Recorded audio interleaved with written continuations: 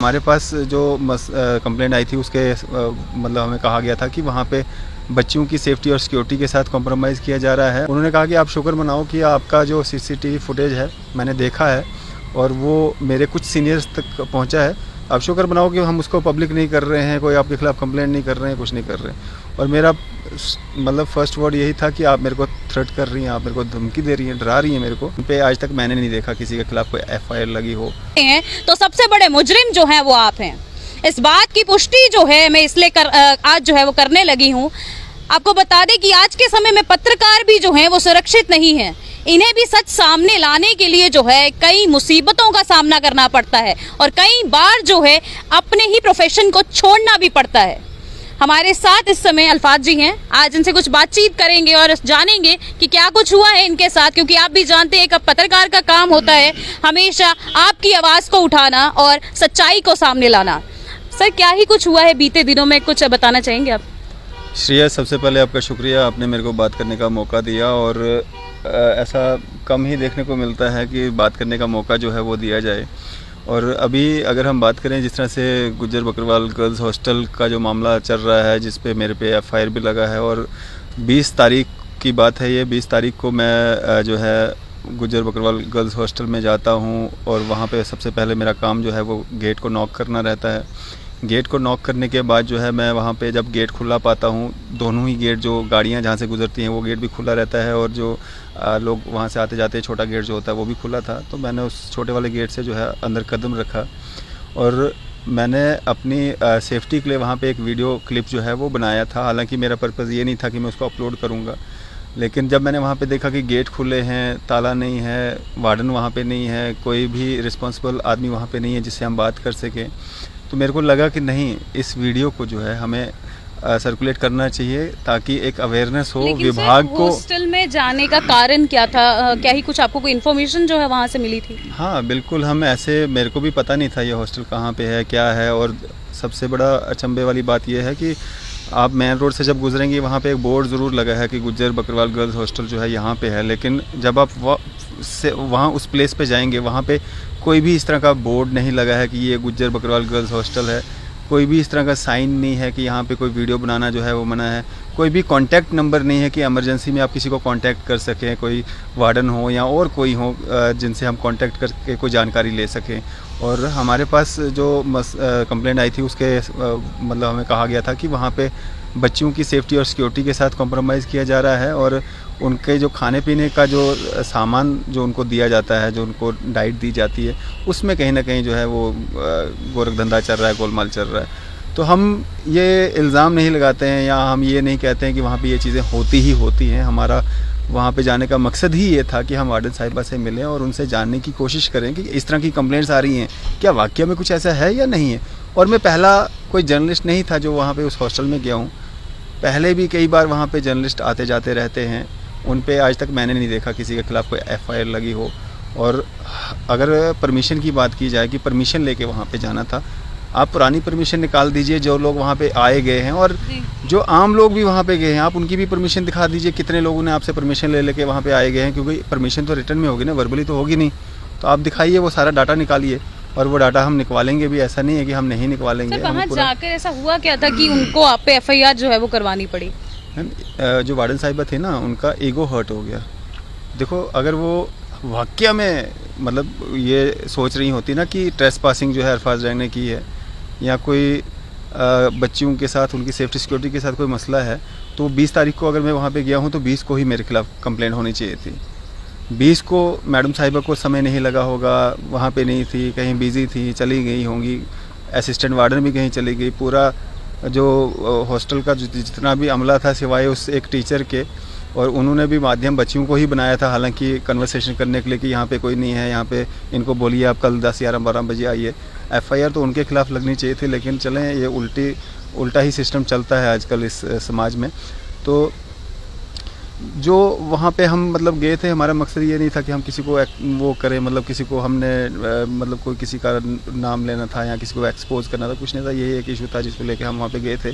और 20 को हम गए, 20 को हमारे खिलाफ़ कंप्लेंट नहीं लगी, 21 को नहीं लगी। 21 को तो समय मिल गया होगा मैडम साहिबा को, क्योंकि सुबह आई होंगी, CCTV उन्होंने देखा होगा क्योंकि 21 तारीख को मैंने भी उनसे कांटेक्ट किया, 20 को वहाँ पे गया, सुबह आके मैंने यहीं से इसी जगह से सेम प्लेस से यहाँ से मैंने उनको कांटेक्ट किया। वार्डन साहिबा का नंबर हमने कहीं से अरेंज किया, हमने वार्डन साहिबा से कहा कि ऐसा कुछ इशू आ रहा है वहाँ पे, तो हम आपसे बात करना चाहते हैं। उन्होंने कहा कि हम आपसे बात नहीं करेंगे, आप वैसे अगर कोई कंप्लेंट है तो आप बता दीजिए, कोई दिक्कत नहीं। मैंने कहा कोई दिक्कत नहीं, आपने बात नहीं करी नहीं कीजिए।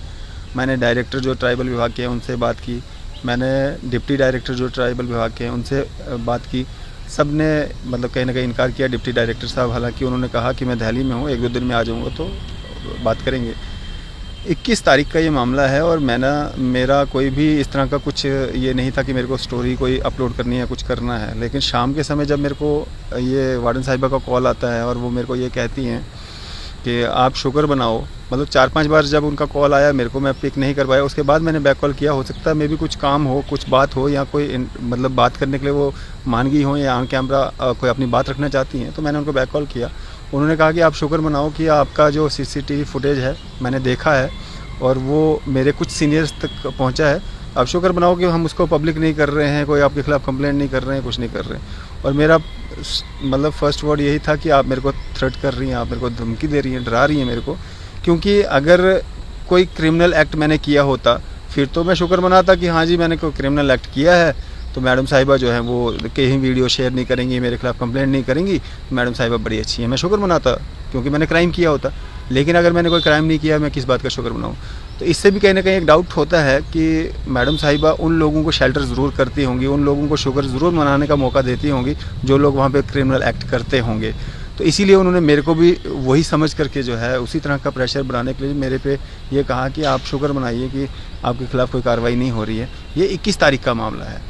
21 तारीख को उन्होंने मेरे खिलाफ़ कंप्लेंट नहीं की। 22 तारीख को जब सुबह मैंने वो छोटा सा एक वीडियो क्लिप जो मैंने बनाया था जिसमें मैंने गेट खुले दिखाए थे, जो मेरी बातचीत हुई थी, कन्वर्सेशन हुई थी, और जो वहाँ पे वार्डन साहिबा, असिस्टेंट वार्डन, बाकी लोग नहीं थे वहाँ पे अवेयरनेस के लिए, और वो भी पूरा ब्लर करके, उसमें ना बिल्डिंग दिख रही है तो ना बच्चियाँ वगैरह कोई दिख रहा है उस वीडियो में। तो वो मैंने अवेयरनेस के लिए चढ़ा दिया। तो उससे मैडम का ईगो हर्ट हो गया कि इसने तो मेरा प्रेशर या मेरा शुगर मनाना जो मैंने इसको कहा वो मनाया ही नहीं, इसने तो वीडियो अपलोड कर दिया, ईगो हर्ट हो गया। उन्होंने क्या किया, 22 को मतलब मैंने ये वीडियो अपलोड किया है, 23 को उन्होंने मेरे खिलाफ़ कंप्लेंट की है, और 22 को जब ये वीडियो हमने अपलोड किया उसके बाद 22 को शाम को मेरे को एडवोकेट अन्ना दुरानी जी हैं, सोशल एक्टिविस्ट हैं, उनका मेरे को कॉल आता है। वो कहती हैं कि अरफाज भाई आपने बड़ा अच्छा कंसर्न दिखाया है, बच्चियों की 150 बच्चियाँ हैं वहाँ पे, उनकी सेफ्टी और सिक्योरिटी का इशू है, आपने बड़ा अच्छा इशू वहाँ जाके जो एक सिक्योरिटी का इशू है। और उन्होंने कहा कि अरफाज भाई हम सुबह जाएंगे, वार्डन साहिबा से मिलेंगे और उनको कुछ मतलब पॉजिटिव थिंकिंग के साथ उनसे बात करेंगे, क्या कुछ यहाँ पे बेहतर किया जा सकता है, मतलब कोई नेगेटिव थॉट नहीं, कोई वैसा कुछ नहीं था। हम वहाँ पे गए, वार्डन साहिबा से मिले, हम दोनों मिले वहाँ पे, आधा पौना घंटा बात हुई। पहले जब 20 को गए थे हमने तो गेट एंटर किया था, उस दिन वाली कंप्लेंट आपने 23 को कर दी, लेकिन जिस दिन हम अंदर गए, ऑफिस के अंदर गए, वो वाली कंप्लेंट आपने क्यों नहीं किया? अगर आपको इतना ही सिक्योरिटी का डर था, इतना ही अरफाज गैंग से डर लगता था आपको, वो आपने नहीं किया। मतलब ये आप सोच सकते हो कि कितना ईगो हर्ट हुआ उनका, वो सिर्फ वो क्लिप ना अपलोड करने से कि भाई गेट खुला है, वार्डन नहीं है, चौकीदार नहीं है, और 23 को वो कंप्लेंट कर देती हैं, 24 को मेरे खिलाफ FIR लग जाती है, 23 को मेरे को IO बुलाते हैं, बोलते हैं भाई साहब आपके खिलाफ कंप्लेंट, आप आइए थाने। मैं थाने गया, मैंने अपना पक्ष वहाँ पे रखा, मैंने सोचा बात ख़त्म है, क्योंकि पुलिस के पास कोई भी कंप्लेंट कर सकता है, सच्ची झूठी कुछ भी हो सकती है। तो जब हमने अपनी बात रखी है तो इसका मतलब उनकी बात क्लियर हो गई। उन्होंने ये भी कहा कि भाई कंप्लेंट आई है तो हमें तो वेरीफाई करना पड़ेगा, बाकी घबराने वाली कोई बात नहीं है, तो अगलों को भी थोड़ी शांति हो जाती है। हमने कहा चलो कोई बात नहीं, मामला ख़त्म है तो कोई दिक्कत नहीं है, हम आगे अपने काम में हो गए मशगूल। 24 को भी मेरे को पता नहीं लगा मेरे खिलाफ FIR है, 25 को मेरे को नहीं पता चला मेरे खिलाफ FIR है, 26 को मेरे को नहीं पता चला मेरे खिलाफ FIR है, 27 को मेरे को नहीं पता चला मेरे खिलाफ FIR है। 27 शाम को 4 साढ़े 4 बजे के करीब मैंने IO को कॉल किया, मैंने कहा भाई कोई कंप्लेंट आई थी मेरे खिलाफ, उसका क्या स्टेटस है, मतलब वैसे जानने के लिए कि भाई ख़त्म हुआ क्या नहीं हुआ उसका। वो कहते हैं भाई FIR दर्ज हो गया। मैंने कहा कब? बोलते 24 तारीख को। मैंने कहा भाई आपने बताया क्यों नहीं, आप मेरे को FIR की कॉपी सेंड करो। वो कहते हैं भाई अभी मैं बिज़ी हूँ, बाद में बताऊँगा। अब मतलब जो पीर मिठा पुलिस के SHO हैं या IO साहब हैं, उनका देखिए मानसिकता क्या है कि एक नॉर्मल कंप्लेंट जाती है कि भाई साहब बंदा अंदर आ गया, और कंप्लेंट में भी ये चीज़ बताई जाती है कि एक जर्नलिस्ट है अरफाज डैंग, ऐसा भी नहीं है कि अननोन कोई लोग आ गए जिनको आप जानते नहीं हो। पुलिस को भी पता है उस तो एसएचओ को भी पता है, उस आईओ को भी पता है, हम मिल के भी आए हैं उनसे कि एक जर्नलिस्ट अंदर गया था, किस मंशा के साथ गया था, क्या क्राइम वो उसने वहाँ पे एक्ट करके आया हुआ है, वो चीज़ें भी तो आपको देखनी है। एक नॉर्मल सी कंप्लेंट आपके पास गई है, आप उसको 2-4 दिन मतलब दोनों पार्टीज़ को आमने सामने बिठा के जो है बात भी तो कर सकते हो कि हाँ वेरीफाई कर सकते थे। इतनी कौन सी आग लगी थी कि आपने 23 को कंप्लेंट आई, 24 को FIR लगा दी। मतलब ये डाउट कहीं ना कहीं उन पर भी जाता है कि यार इतना क्या जल्दबाजी थी। तो उसके बाद 27 तारीख को जब मेरे को ये पता चला इनसे कि यार FIR जो है वो दर्ज हुई है, तो मैं भी एक कंप्लेंट लेके जाता हूँ। SHO साहब से मार्क करवाया उसको और उन्हीं सेम आईओ के पास वो मतलब कंप्लेंट मेरी जो है वो गई। वो कंप्लेंट थी वार्डन साहिबा और 2-3 लोग उनके और भी हैं उनके खिलाफ़ कि भाई यहाँ पे 150 बच्चियों की सेफ्टी और सिक्योरिटी का मसला है, और हमारे साथ जो 23 तारीख को वहाँ पे मिसबिहेविंग हुई है वो वहाँ पे उस कंप्लेंट के ज़रिए बताया गया था। और जो वहाँ पे इनसिक्योरिटी मतलब बच्चों के साथ मतलब कहीं ना कहीं एक ब्रीच हो रही है, सिक्योरिटी ब्रीच हो रही है, उससे मतलब रिलेटेड वो कंप्लेंट थी। क्या उसमें वो कॉग्निजेबल नहीं थी कि उसमें कॉग्निजेंस लेते हुए जो है पुलिस कार्रवाई करती, लेकिन हमारे आईओ साहब कहते हैं कि उसमें ये बनता नहीं है। और वो तो ये तक कहते हैं कि मेरे पास ये कंप्लेंट आई है, मतलब मेरे को कर की है SHO साहब ने, मैं उनकी पैरवी कैसे करूँगा, जबकि मेरे को उनकी पैरवी करनी है, मैं इनकी पैरवी कैसे करूँगा। मतलब पैरवी करना वकीलों का काम है, कोर्ट में वो पैसा लेते हैं, पैरवी करते हैं। तो मेरे को लगता है कि इन्होंने भी पैसा लिया इसलिए वो भी पैरवी कर रहे हैं, तो पर्सनल इंटरेस्ट शो कर रहे हैं। जो कि पुलिस एक यूनिफॉर्म के अंदर जो इंसान होता है उस पर बहुत बड़ी जिम्मेवारियाँ होती हैं। FIR कोई मजाक नहीं है। FIR मतलब किसी पे लगा देना, जस्ट एक FIR फर्स्ट इन्फॉर्मेशन रिपोर्ट आप कह देते हो कि कुछ नहीं होगा, कुछ नहीं होने के चक्कर में अगले का बेड़ा गर्क हो जाता है। तो आप इतनी जल्दी, इतनी कौन सी आग लगी थी आपको, आपने FIR लगा दी, इतना कुछ कर दिया। एक सवाल मेरा रहेगा आपसे कि आप बोल रहे थे कि जो इन्फॉर्मेशन आपको मिली थी हॉस्टल में कि सिक्योरिटी पर जो है बहुत बड़ा सवाल था, वहाँ पे इस चीज़ की पुष्टि हो चुकी है कि वहाँ पे जो सिक्योरिटी थी वो ना के बराबर थी? पुष्टि तो है मैम, गेट खुला है, वार्डन नहीं है, चौकीदार नहीं है, कोई पूछने वाला नहीं है। इसी बात पे वार्डन ने जो है उसकी जो ईगो वहाँ से हर्ट हुई, जहाँ पे आपने वो वीडियो जो है अपलोड कर दी। उनका ईगो हर्ट हो गया, इसने वीडियो क्यों अपलोड कर दिया, FIR लगवाती हूँ, इसको सबक सिखाती हूँ। लेकिन ये पता नहीं रहा उनको ना जल्दबाजी में कि पता उनको भी चलेगा कि जब जज ये पूछेगा भाई तू कहाँ थी, तेरी असिस्टेंट वार्डन कहाँ थी, तेरा चौकीदार कहाँ पे था, तेरा सिक्योरिटी गार्ड कहाँ पे था, तेरा गेट क्यों खुला था, लड़कियों की सेफ्टी और सिक्योरिटी किसके भरोसे थी, ये तो सवाल उनसे भी पूछे जाएंगे। अब तो वो बड़ा प्रेशराइज़ कर रहे हैं कि कॉम्प्रोमाइज़ करो। FIR मेरे पे लगी है, मैंने तो उन पे अभी लगवाई नहीं है ना, मेरी कंप्लेंट पे FIR उन पे लगी है, तो मैंने क्या कॉम्प्रोमाइज़ करना है। कॉम्प्रोमाइज़ उनको करना है, उनको अगर लगता है कि भाई अरफाज रैंक की गलती नहीं है, जाएँ वो थाने में करवाएं, वहाँ पे अपना स्टेटमेंट दें कि भाई हमने मतलब ऐसा कुछ नहीं था, हमसे गलती हुई है। मेरे पास क्या कॉम्प्रोमाइज़ है, मेरे से क्यों आप मिलना चाहते हो। बहुत बहुत शुक्रिया सर। तो आपने सुन ही लिया होगा कि किस तरीके से एक हॉस्टल में जो है सिक्योरिटी के नाम पर जो है वार्डन वहाँ से गुमशुदा है, ना कोई गार्ड है, ना वहाँ पर कोई भी हेल्पलाइन नंबर है, और ना ही कोई भी ऐसा व्यक्ति है जो अगर मुसीबत में आए लड़कियों की जो है वो मदद कर सके।